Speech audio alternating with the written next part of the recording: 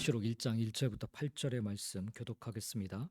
예수 그리스도의 계시라. 이는 하나님이 그에게 주사 반드시 속히 일어날 일들을 그 종들에게 보이시려고 그의 천사를 그 종 요한에게 보내어 알게 하신 것이라. 요한은 하나님의 말씀과 예수 그리스도의 증거 곧 자기가 본 것을 다 증언하였느니라. 이 예언의 말씀을 읽는 자와 듣는 자와 그 가운데 기록한 것을 지키는 자는 복이 있나니 때가 가까움이라. 요한은 아시아에 있는 7교회에 편지하노니 이제도 계시고 전에도 계셨고 장차 오실 이시며 그의 보좌 앞에 있는 7영과 또 충성된 증인으로 죽은 자들 가운데서 먼저 나시고 땅의 임금들의 머리가 되신 예수 그리스도로 말미암아 은혜와 평강이 너희에게 있기를 원하노라. 우리를 사랑하사 그의 피로 우리 죄에서 우리를 해방하시고 그의 아버지 하나님을 위하여 우리를 나라와 제사장으로 삼으신 그에게 영광과 능력이 세세토록 있기를 원하노라. 볼지어다 그가 구름을 타고 오시리라.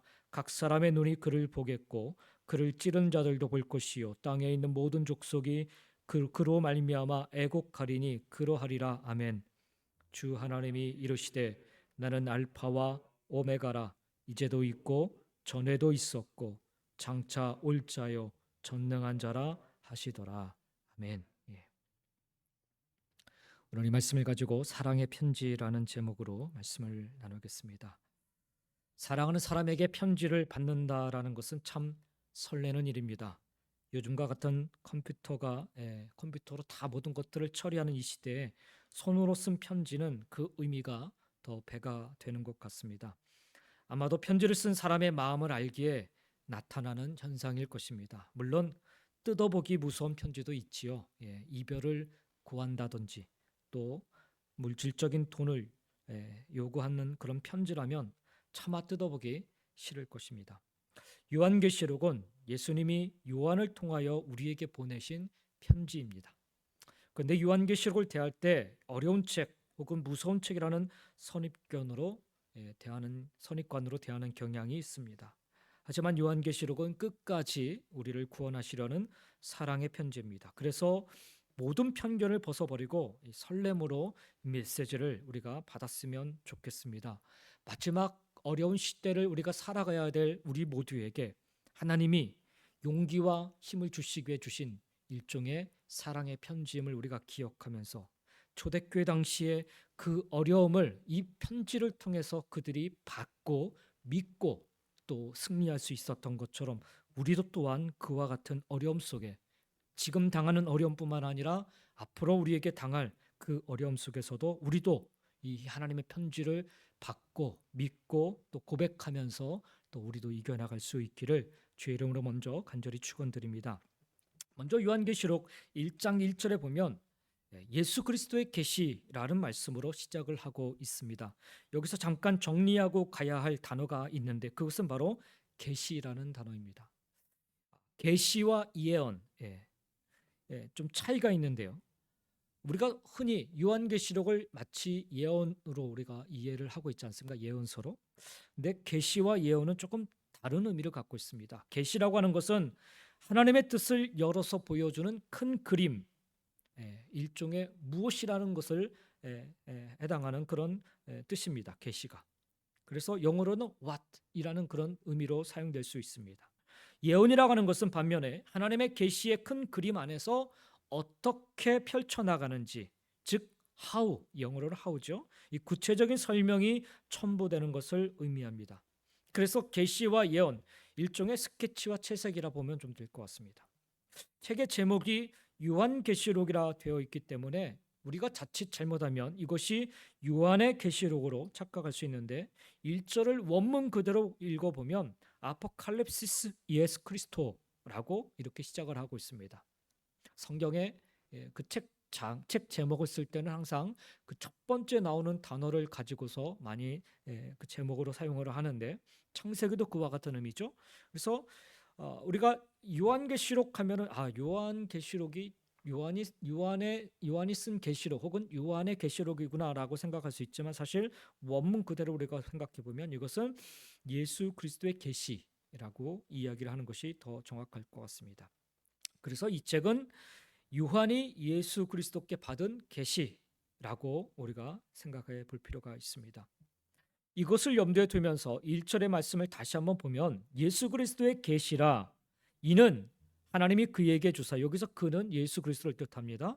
하나님이 예수 그리스도에게 주사 반드시 속히 일어날 일들을 그 종들에게 보이시려고 그의 천사를 그 종 요한에게 보내어 알게 하신 것이라 말씀합니다. 여기 주어가 하나님임을 알 수가 있죠.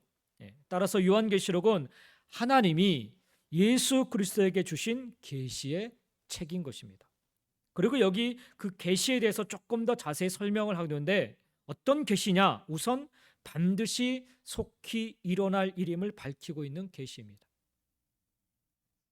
그 말은 단순히 환상 정도로만 이해하고 혹은 단순히 영적 해석으로 영적인 것으로 해석할 것이 아니라는 말씀이에요. 대부분 우리는 요한계시록을 이야기할 때 어떤 마지막 날에 일어날 환상 정도로 우리가 이것을 읽고 넘어갈 때가 많습니다. 혹은 이건 영적으로 깊이 해석해야만 이해할 수 있다라고 우리가 이해하기 쉽습니다. 그런데 성경은 분명히 뭐라고 하냐면 반드시 속히 일어날 일이라고 이야기를 하고 있습니다. 그것이 요한계시록이 밝히고 있는 것입니다. 두 번째로 계시라고 하는 것은 천사를 통해 요한에게 그리고 주의 종들에게 주신 것입니다. 이단들이 주로 사용하는 방법들이 직통계시라는 거예요. 직통계시를 받았다라는 거죠. 그러나 성경은 분명히 적고 있습니다. 천사들을 통해 요한에게 전달된 메시지는 오늘날 우리에게 동일하게 전달된 메시지라는 것입니다. 특별히 다르지 않다라는 거예요. 요즘 한국이나 미국도 마찬가지지만 신천지 많이 극성을 부리고 있고 지금도 극성 부리고 있죠.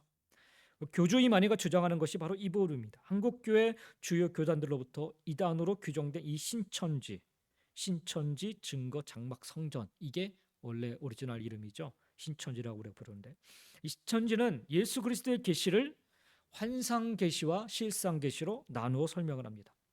그들은 예수님께서 요한에게 보여준 요한계시록 전체 1장부터 22장을 환상계시라고 이야기를 합니다. 그 환상계시를 요한이 보았을 때 요한도 그 내용이 무엇인지 모르고 기록했다라고 전제를 하고 설명을 합니다.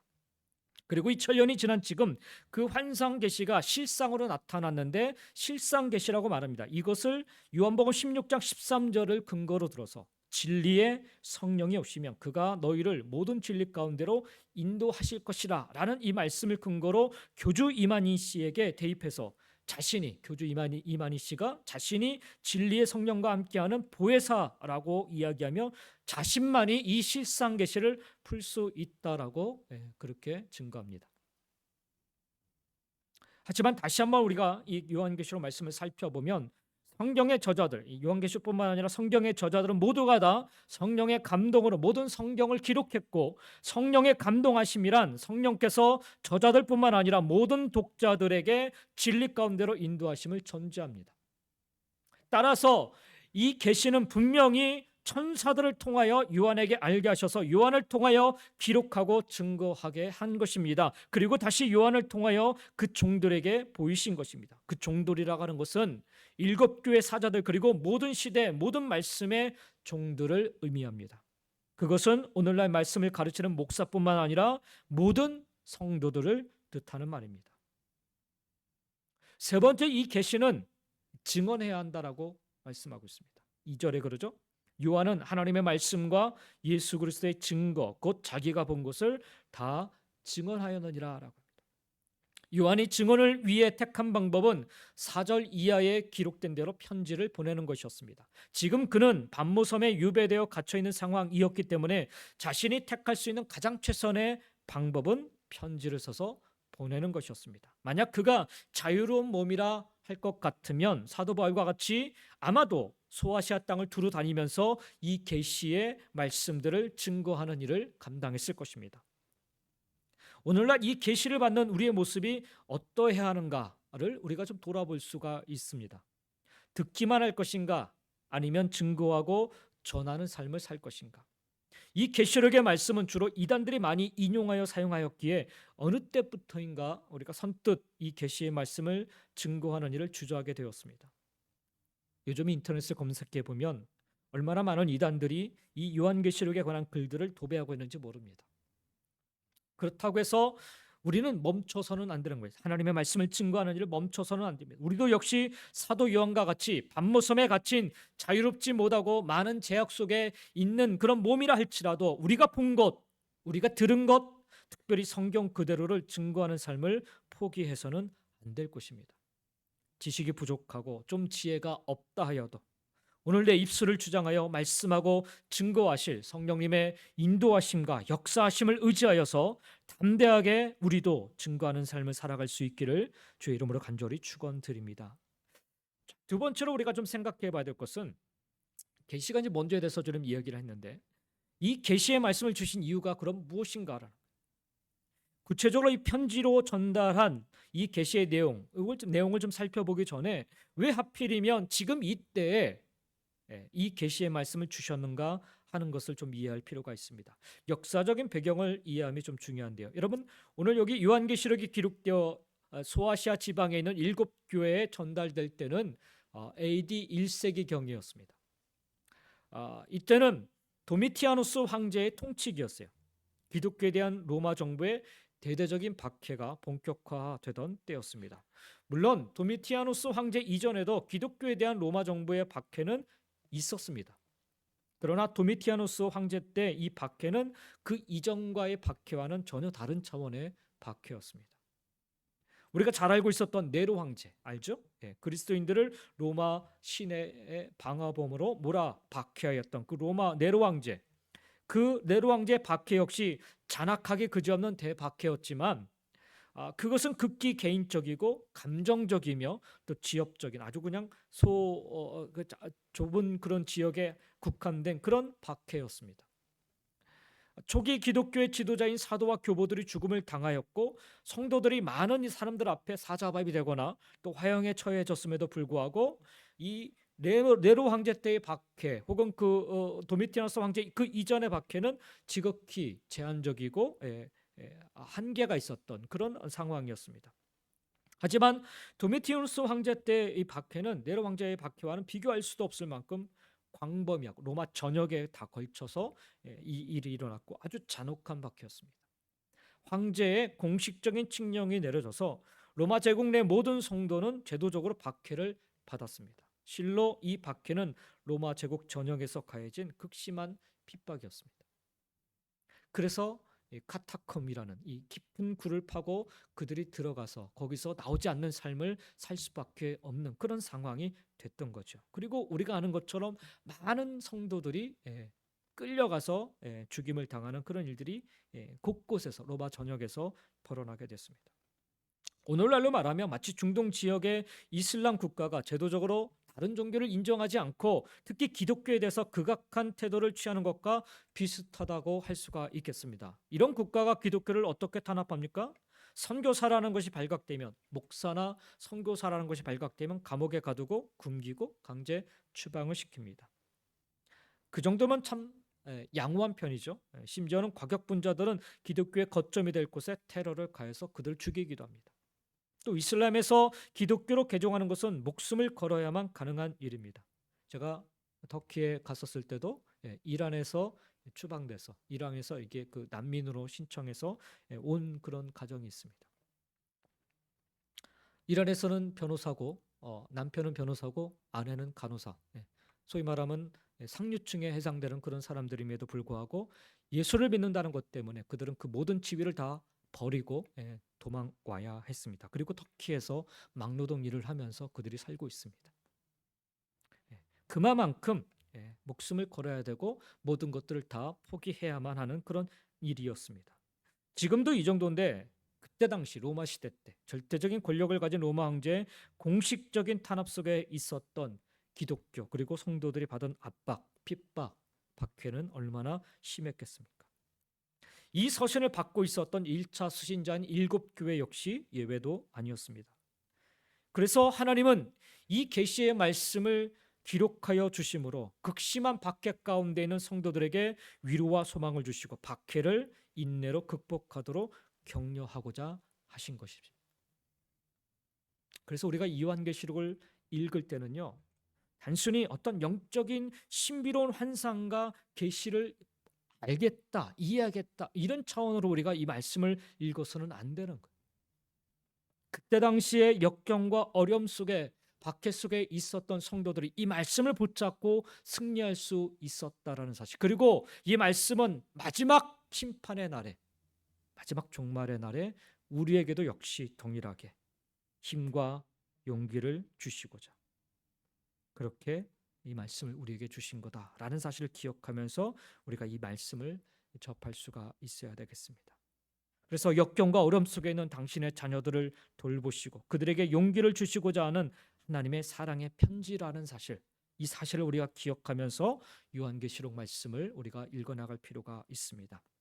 그렇습니다. 우리 하나님께서는 당신의 자녀들이 겪는 문제를 그냥 팔짱만 끼고 바라만 보시는 분이 결코 아니십니다. 하나님은 적극적으로 하나님의 당신의 자녀들의 문제에 개입하시고 그들이 실족하는 일이 없도록 최선을 다해 돌보시는 분이십니다. 이처럼 우리 하나님은 당신의 사랑을 적극적으로 표현하시는 분이십니다. 그의 자녀들을 적극적으로 돌보시고 인생의 문제를 해결하시려고 쉬지 않고 일하시는 분이십니다. 그것이 이 요한계시록 안에 담겨져 있는 속뜻인 것입니다. 그러니까 여러분, 환상이나 어떤 계시에 우리가 치중하다 보면은 정말 중요한 하나님의 그 모습들을 우리가 놓칠 수밖에 없다는 거죠. 졸지도 주무시지도 않고 당신의 자녀를 살피고 계신 하나님의 그 사랑과 은혜가 이 말씀 안에 곳곳에 새겨져 있다라는 사실. 2000년 전의 성도만이 아니라 지금 이 시대를 살아가고 있는 우리에게도 이것은 동일하게 적용되고 있다는 사실입니다. 이사야서 43장 2절에 그렇게 말씀하죠. 네가 물 가운데로 지날 때 내가 너와 함께 할 것이라. 강을 건널 때 물이 너를 침몰하지 못할 것이며 네가 불 가운데 지날 때 타지도 아니할 것이요 불꽃이 너를 사르지도 못하리라 라고 약속하여 말씀하십니다. 우리가 역경과 어려움에 처해도 두려워하지 않을 것은 초대교회 성도들은 그랬어. 이 말씀을 믿었기 때문에, 그리고 요한계시를 통해 이 하나님의 음성을 들었기 때문에 그들은 두려워하지 않을 수 있었던 것. 우리도 역시 우리가 지금 당하고 있는 여러 가지 어려움들 혹은 앞으로 우리가 당해야 될 역경과 어려움 속에 두려워하지 않을 것은, 하지 말아야 될 것은 우리 하나님께서 여전히 우리를 돌보고 계시다라는 사실입니다. 이 계시의 말씀은 바로 환난과 고통 가운데 서 있는 하나님 당신의 백성들에게 용기와 힘을 주시고자 하시는 하나님의 사랑의 메시지, 사랑의 편지인 것입니다. 그래서 여러분, 이 말씀을 읽어 가시면서 여러분과 함께 하시는 하나님을 만나시기 바랍니다. 거센 강물 속에 침몰치 않도록 붙잡아 주시는 그 하나님을 만나시기를 바랍니다. 맹렬하게 타는 극심한 고난 가운데서도 머리털 하나 상함이 없도록 지키시는 그 하나님의 놀라운 은혜의 손길을 만나시기를 주의 이름으로 간절히 축원드립니다. 세 번째로 계시의 내용에 앞서서 오늘 여기에 4절 이하에 보면 아주 중요한 사실 하나가 기록이 되어 있습니다. 4절의 말씀을 다시 한번 보시면 요한은 아시아에 있는 7교회에 편지하노니 이제도 계시고 전에도 계셨고 장차 오실 이시며 그의 보좌 앞에 있는 7 영과라고 말씀합니다. 이 계시의 내용을 편지로 기록하여 교회에 전달하는데 여기 아주 특별한 내용이 기록되어 있습니다. 뭐냐면 4절부터 8절까지 내용을 보면 그 계시의 내용에 앞서서 사도 요한은 예수 그리스도에 대해서 적고 있습니다. 특별히 교회들에게 전하는 이 회람 편지에 계속해서 반복적으로 등장하고 있는 내용은 다름 아닌 예수 그리스도에 대한 고백입니다. 이것은 사도 요한뿐만 아니라 교회들도 지금 경험하고 있는 이 극심한 박해와 환난과 고난 속에서 무엇보다도 예수 그리스도에 대한 분명한 신앙의 고백이 먼저 선행되어야 함을 말씀하고 있는 것입니다. 무엇으로 이길 것인가? 예수 그리스도에 대한 믿음의 고백을 통해서 이길 수 있다는 거죠. 이 계시의 말씀이 그들에게 위로와 용기와 힘을 주기 위함인데 이 말씀이 진정 능력의 말씀이 되기 위해서는 무엇보다도 우선적으로 예수 그리스도에 대한 분명한 고백이 있어야 한다는 거예요. 우리가 잘 아는 것처럼 교회는 믿음의 고백 위에 세워졌지요. 마태복음 16장에 보면 예수님이 제자들에게 묻습니다. 너희는 나를 누구라 하느냐? 그때 베드로가 이와 같은 대답을 하지요. 주는 그리스도시요 살아계신 하나님의 아들이시니이다. 바로 이 고백을 들으신 후에 예수님께서 이렇게 말씀하십니다. 내가 네게 이르노니 너는 베드로라. 내가 이 반석 위에 내 교회를 세우리니 음부의 권세가 이기지 못하리라. 내가 천국 열쇠를 네게 주리니 네가 땅에서 무엇이든지 매면 하늘에서도 매일 것이요 네가 땅에서 무엇이든지 풀면 하늘에서도 풀리리라 라고 말씀하십니다. 여기서 이야기하는 반석은 원어 그대로 해석하면 베드로의 믿음의 고백을 뜻합니다. 바로 주는 그리스도시요 살아계신 하나님의 아들이십니다라는 이 믿음의 고백 위에 우리 주님께서 교회를 세우시겠다라고 말씀하셨고, 그 믿음의 고백 위에 세워진 것이 바로 초대교회고 오늘날의 우리들의 교회입니다. 그렇기 때문에 사도 요한이 소아시아 7교회들에게 보내는 이 편지의 내용에서도 한결같이 예수 그리스도가 누구인가를 먼저 밝히고 있음을 보게 됩니다. 2장 1절에 가서 보면 에베소 교회를 향한 메시지에 앞서서 오른손에 있는 7뼈를 붙잡고 7 금촛대 사이를 거니시는 이라고 예수 그리스도를 분명히 고백하고 있습니다. 2장 8절에 가서도 처음이며 마지막이요 죽었다가 다시 살아나신 이라고 주님을 고백을 합니다. 2장 11절에 가서도 좌우의 날성검을 가지신 이라고 주님을 고백합니다. 3장 7절에 가서는 거룩하고 진실하사 다윗의 열쇠를 가지시니 곧 열면 닫을 사람이 없고 닫으면 열 사람이 없는 그라고 예수 그리스도에 대한 고백을 드리고 있습니다. 각 지역에 흩어져 있는 서로 다른 교회 모습이라 할지라도, 서로 다른 공동체 구성원이라 할지라도, 서로 다른 환경 속에서 교회가 세워졌다 할지라도 분명한 사실은 모든 교회가 예수 그리스도를 믿는 믿음의 고백 위에, 바로 그 고백 위에 세워졌다라는 사실입니다.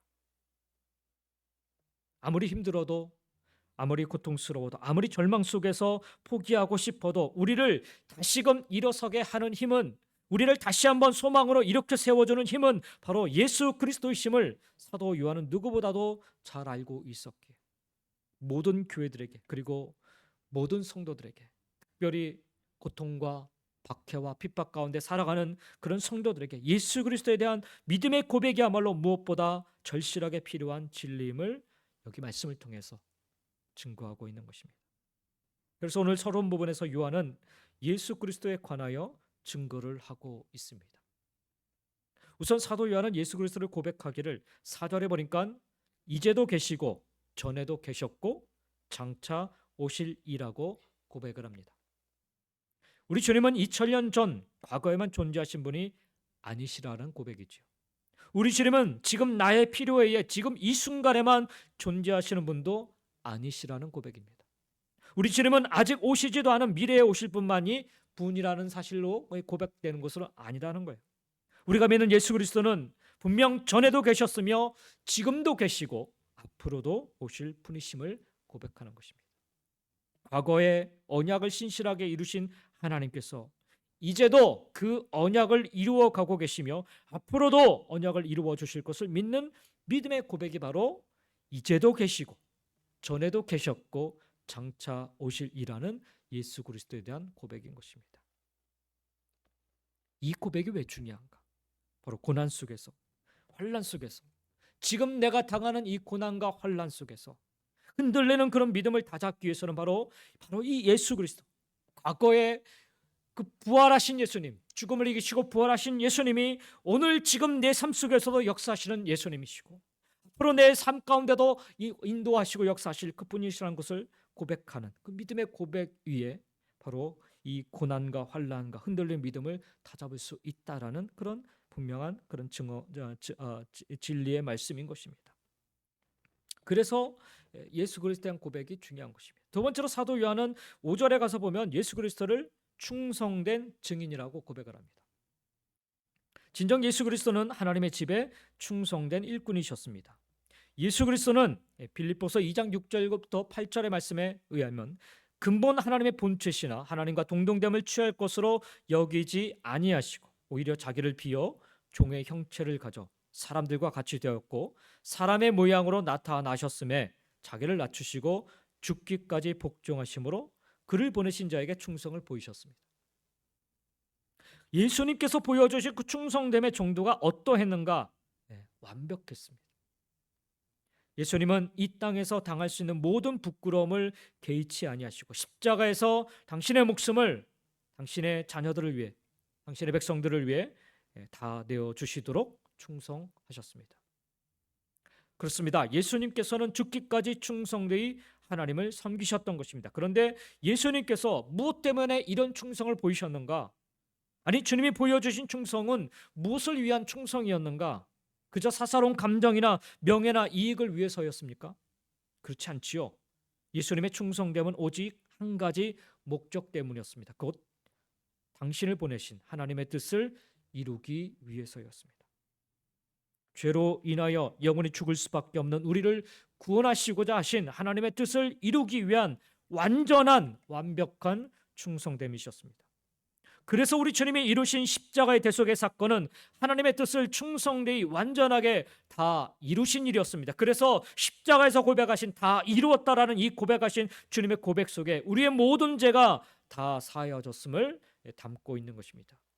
그래서 이 고백 안에는요, 바로 우리 주님이 하나님의 대속을 충성되이 이루신 완전한 증거자이심에 대한 믿음의 고백이 담겨져 있는 것입니다. 충성된 증인이라는 이 고백 안에.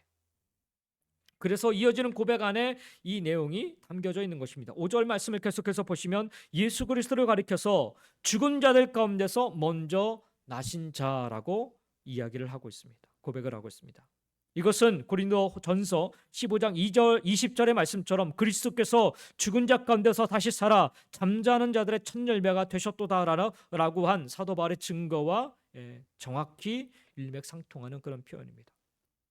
분명한 것은 예수 그리스도께서 사망 권세를 쥐고 있는 사단의 머리를 밟고 부활하셨다라는 사실입니다. 여러분, 이 일련의 기록과 해석을 우리가 들어가면서 여러분 어떤 마음을, 어떤 느낌을 받으시는지요? 마음이 막 흥분되고 확신이 넘치고 어떤 고난도 두려워하지 않는 그런 마음이 생기시는지요? 다시 말해서 예수님이 부활하셨다는, 죽음을 깨트리고 죽음을 정복하시고 부활하셨다는 이 말씀이 여러분에게, 오늘날 여러분에게 어떤 의미로 다가오고 있는지요? 주님이 부활하셨다는 소식은 2000년 전에 있었던 과거의 소식이 아닙니다. 다큐멘터리에서 자주 보는 그런 고대에 기록된 역사와는 전혀 다른 성격의 것입니다. 무슨 말입니까? 주님의 부활은 과거의 일이지만 그때를 시작으로 해서 현재를 포함한 역사의 마지막까지 실제적 영향력을 미치는 사건이라는 말인 것입니다. 정확히 말하면 주님의 부활로 말미암아 그를 믿는 모든 자는 부활할 것이라는 사실을 확증하는 것이라는 것입니다. 주님의 부활이 곧 성도의 부활의 확실한 보증이 되는 것입니다. 이것은 현재 고난으로 죽음의 위기에 처해 있는 초대교회 성도들에게 위로와 소망이 되는 말씀이 될 뿐만 아니라 장차 당할 그 죽음의 고난 앞에서도 담대히 대처할 힘과 능력을 주는 말씀이었던 것입니다. 그들이 어떻게 이길 수 있었는가? 예수 그리스도에 대한 분명한 믿음의 고백을 그들이 붙잡고 있었기 때문에 그들은 담대히 그 고난 속에서 살아갈 수 있었던 것입니다. 사랑하는 성도 여러분, 우리도 마찬가지입니다. 교회는, 그리고 믿음의 성도들은 반드시 부활의 주님을 고백해야만 합니다. 주님은 사망 권세를 깨트리시고 부활하셨습니다. 그리고 그 부활로 인해 우리 또한 주님처럼 마지막 그날에 부활할 것입니다. 앞으로 우리가 당할 마지막 환난의 날에 우리가 어떻게 그 환난을 이겨나갈 것인가? 다른 것 없습니다. 예수 그리스도를 향한 믿음의 고백만이 우리를 승리케 하여 주실 것입니다. 요한복음 11장에 보면 죽은 나사로를 살리기 전에 예수님께서 마르다에게 묻지요. 예수께서 이르시되 나는 부활이요 생명이니 나를 믿는 자는 죽어도 살겠고 무릇 살아서 나를 믿는 자는 영원히 죽지 아니하리니 이것을 네가 믿느냐라고 묻습니다. 그때 마르다가 이렇게 대답을 합니다. 이르되 주여 그러하외다. 주는 그리스도시요 세상에 오시는 하나님의 아들이신 줄 내가 믿나이다. 즉 베드로와 동일한 믿음의 고백을 우리 주님께 이 마르다가 드리고 있는 것을 우리는 보게 됩니다.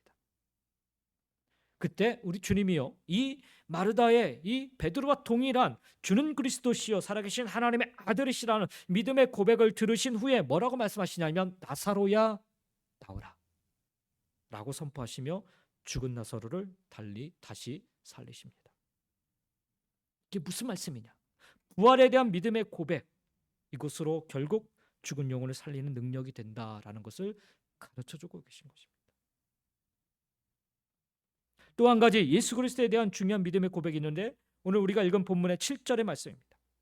볼지어다 그가 구름을 타고 오시리라. 각 사람의 눈이 그를 보겠고 그를 찌른 자들도 볼 것이요 땅에 있는 모든 족속이 그를 말미암아 애곡하리니 그러하리라. 아멘.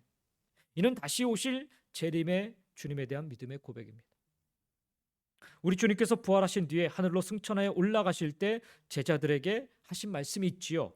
올라가실 때 제자들이 자세히 하늘을 쳐다보고 있는데 흰옷 입은 두 사람이 그들 곁에 서서 이르되 갈릴리 사람들아 어찌하여 서서 하늘을 쳐다보느냐. 너희 가운데서 하늘로 올려지신 이 예수는 하늘로 가심을 본 그대로 오시리라 하였느니라 말씀합니다.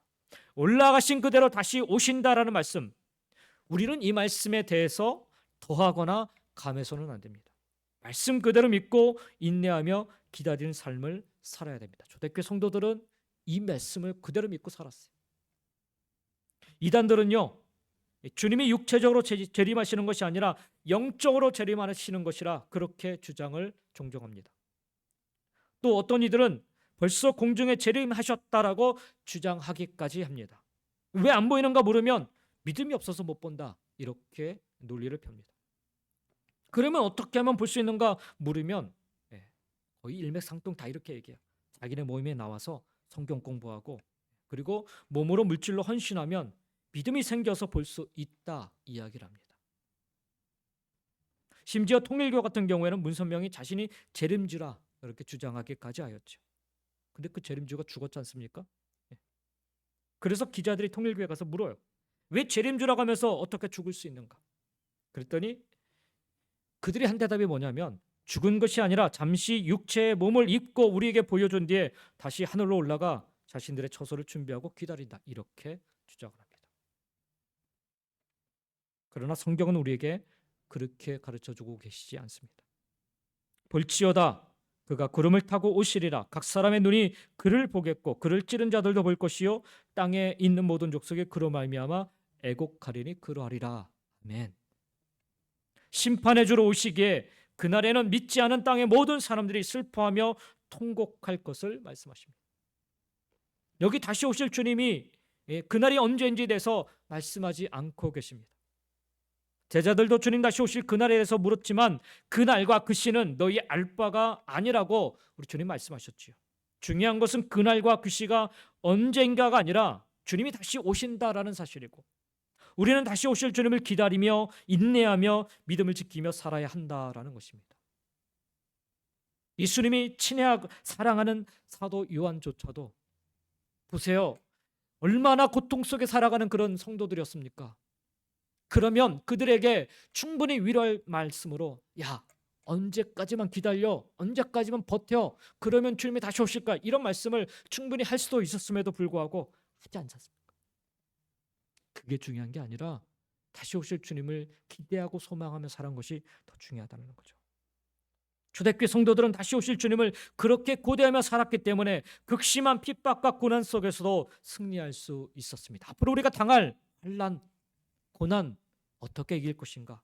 다시 오실 주님을 고대하며 살아갈 때 우리도 역시 초대교회 성도들처럼 이기고 승리하게 될 줄 믿습니다. 우리도 우리를 위해 고난당하시고 우리를 위해 부활하셨으며 우리를 위해 다시 오실 주님을 믿는 이 믿음이 있는 한 믿음의 성도들은, 그리고 교회는 초대교회 성도들처럼 우리도 늘 승리하게 될 줄 믿습니다. 사랑하는 성도 여러분, 예수 그리스도를 향한 분명한 믿음 위에 서 계시기 바랍니다.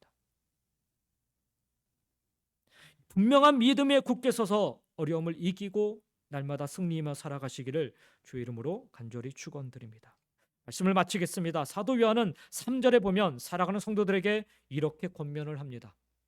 이 예언의 말씀을 읽는 자와 듣는 자와 그 가운데 기록한 것을 지키는 자는 복이 있나니 때가 가까움이라. 잘 들으세요 여러분. 이 말씀을 지금 받고 있는 자들은 곧 고난 가운데, 핍박 가운데, 박해 가운데 있는 사람들입니다.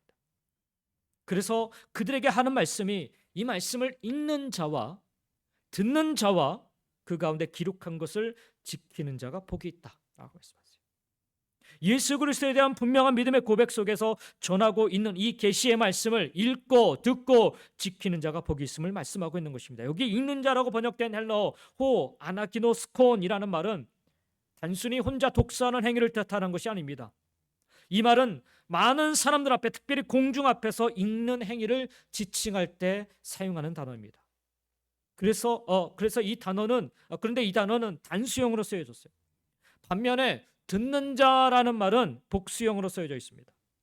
따라서 공중 앞에서 누군가가 이것을 읽고 그것을 많은 이들이 듣는 것을 염두에 두고 한 말이 바로 여기 읽는 자와 듣는 자라는 말이에요. 이것은 정확히 교회 공동체 예배의 상황을 염두에 두고 한 말인 것입니다. 마지막 시대에 우리가 어려운 환난과 핍박을 어떻게 이길 것인가? 암암리에 이것을 설명하고 있어요.